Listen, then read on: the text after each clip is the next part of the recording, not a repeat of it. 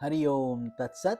Welcome to Swami Jyotirmayananda Society, our journey to self-realization.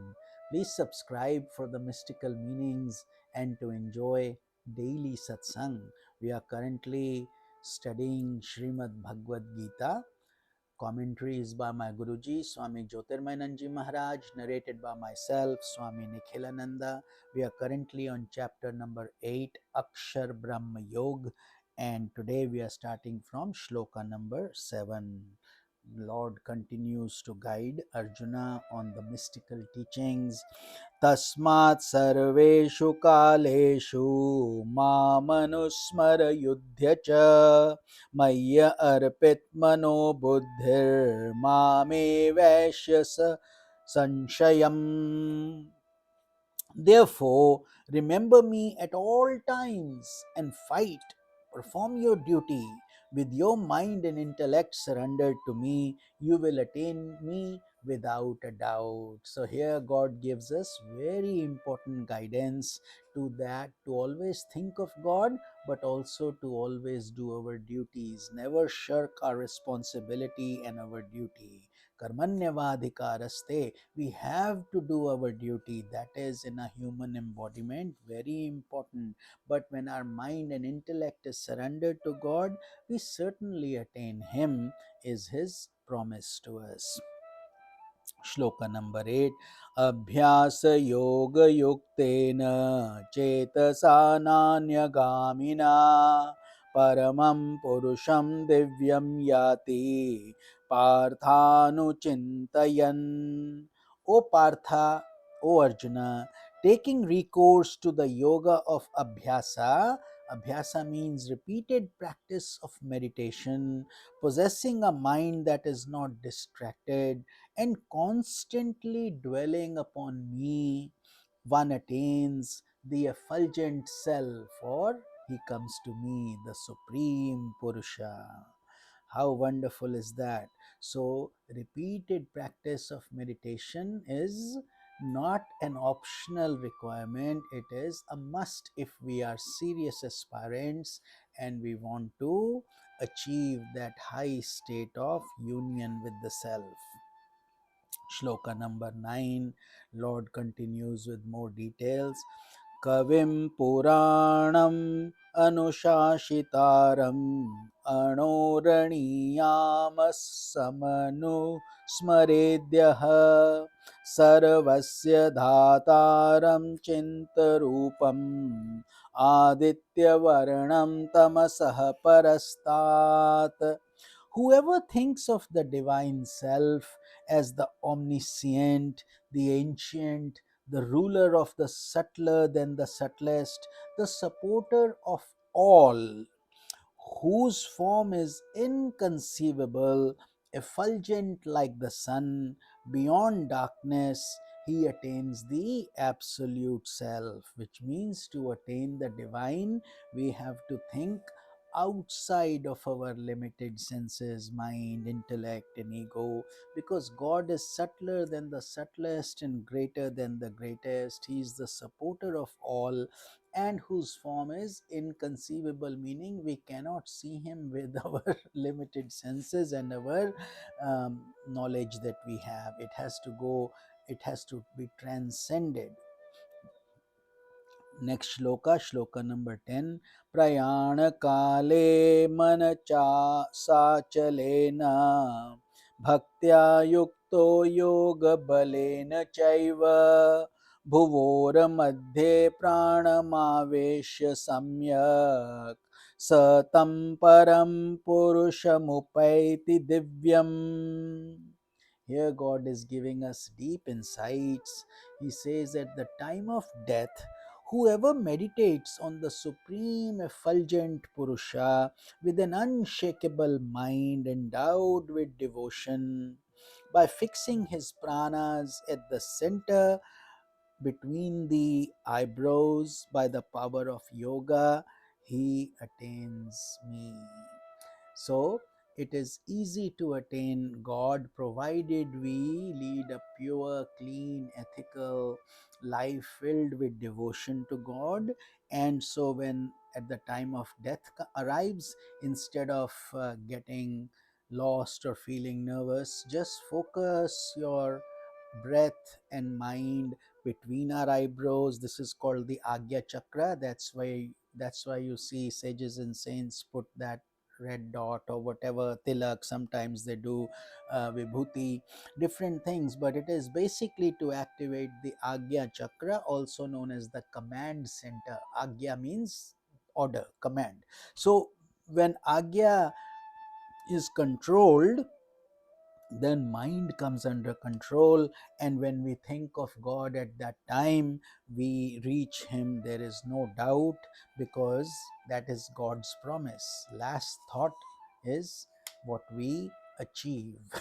And in this case, we are thinking of God. That is why they say at the time of death, it's a good idea to have a Bhagavad Gita nearby, to have some beads, either Rudraksh beads or Tulsi beads, some Ganga Jal, Ganges water, and instead of people talking idle talk, that is not good. They should be chanting bhajans or kirtan or something to help the soul evolve. And best yet, if you are highly advanced, then you should be alone, focusing on your own mantra japa uh, for your evolution. But each soul progresses according to their karma and the thought process. So even for the family members, it's good not to pull the soul back with attachment at that time, or grieve, because it disturbs the onward journey greatly. That is the deeper insight of the scriptures. God is saying the same thing here. He's guiding us that don't get distracted at that critical moment. Shloka number 11. Yadaksharam vedavido vadanti vishanti yadyatayo vitaragaha yadichanto brahmacharyam charanti tade tatte padam sangrihena pravakshe. I shall tell you briefly about the supreme goal, which is called Akshara. Akshara means the imperishable, by the knowers of the Vedas, into which the striving yogis, free from passion, enter, aspiring for which they practice brahmacharya. So now God is guiding us how to get to that state. What should we do in this human life? How compassionate of God, because He wants us to achieve that state. Just like any mother would want to protect their children, God is doing the same thing for us. Moving on to shloka number 12, he says, Sarvadvarani Sanyamya Manohridi Nirudhya Cha Mudhanyardhayatmanaha Pranamastito Yoga Dharana. Having restrained all the senses, drawing the mind into the heart and keeping the pranas centered at the space between the eyebrows, steady in the practice of yogic concentration. Next shloka. ओमितेक्षाक्षरं ब्रह्म व्याहारन् मामुनस्मरन् यः यः प्रयाति त्यजन् देहं स याति परमां गतिम्.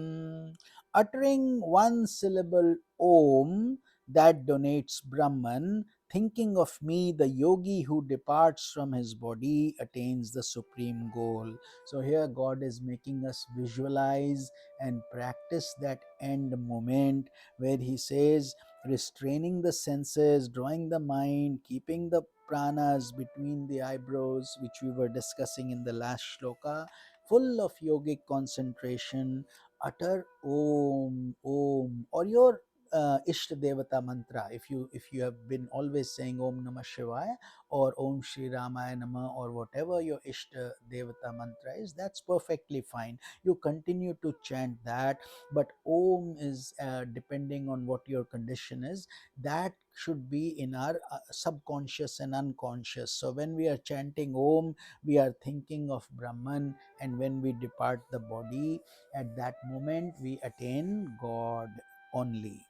Shloka 14.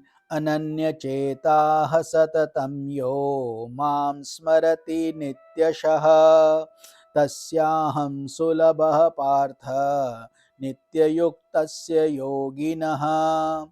I am easily attainable by that ever controlled yogi, O Partha, who remembers me constantly with his mind unflinchingly devoted to me. So here God is saying the process is not as difficult as we make it to be. If we are enjoying the journey, then it's a joyous ride. We look forward to it. We are in bliss. So he says, I'm easily attainable by that ever controlled yogi because he is not working hard. He is enjoying what he does. So he remembers me constantly, and therefore his devotion is fully, he's absorbed in me. I am he is me. That, in other words. Next shloka. Mamupetya punarjanma dukkhalayam ashashvatam napnuvanti mahatmanaha sansiddhim paramam gatah.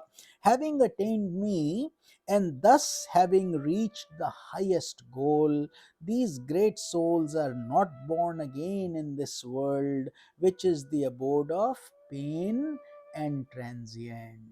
So here God has given you a lot of deep insights in a very short shloka, that there is nothing in this world that is joyful. Ultimately everything results in transience and destruction, and therefore if you come to me, God says, you will not be born again. This is God's promise, because those yogis, those aspirants have worked hard and they reach him. Shloka number 16. Abrahma bhuvanalokaha punaravartino Arjuna mamupetya tu kaunteya punarjanmana vidyate. All the worlds up to the highest Brahma Loka are subject to the return of the soul. But he who attains me, O son of Kunti, for him there is no more rebirth. So how reassuring, how loving. So God is saying, if you are only wanting success, ownership, prize, possessions, money, family, success, you become like you want to rule the heavens, all those things you may get, but they will not give you liberation even till Brahmaloka. So that's why we say Om Bhu Bhuvah Swaha Maha Janah Tapah Satyam. Oh, these are all the different lokas, but even Brahma, who is the creator, eventually dissolves. So who is the ultimate entity? Is Brahman, that one God consciousness that creates all these many gods, many religions, all these things that we are striving for. There is only one superpower. You may call it by whatever name you like, but there can be no two gods. There is only one ultimate God. We call that the non-dual self. Only Advait, no two. There can only be one. Just like we can't have two infinities. So with this we conclude our satsang for today, and we will continue this beautiful chapter in tomorrow's satsang. This is Swami Nikhilananda. Hari Om Tat Sat.